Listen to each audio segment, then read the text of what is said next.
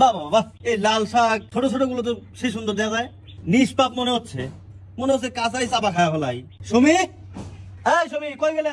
তো ভাইয়া এই যে দেখো আমি লাল শাকগুলো ধুয়ে নিয়েছি, তো এবার আমি ব্লেন্ডারের ভিতরে দিয়ে দেবো। তো ভাইয়া চিনিটা দিয়ে দিয়েছি, তো এবার আমি লেবুটা দিয়ে দেই।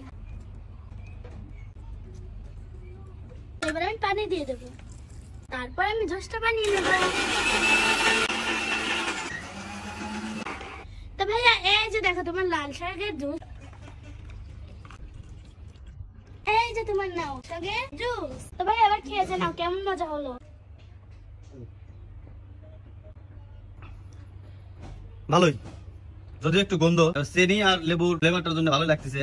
আর যেটুকু গন্ধ এটুকু আসলে এই সবজির গন্ধ। যদি কেউ নাক কান বন্ধ করে খাইতে পারেন, খাওয়া দাওয়ার সমস্যা নাই। আর আমার এই খাওয়ার কারণে যদি আমার পেটে কোনো সমস্যা হয় বা আমার শারীরিক কোনো সমস্যা হয়, অবশ্যই কিন্তু আমি আপনাদেরকে সেটাও জানিয়ে দেবো। অতএব ভয় পাওয়ার কোনো কারণ নাই।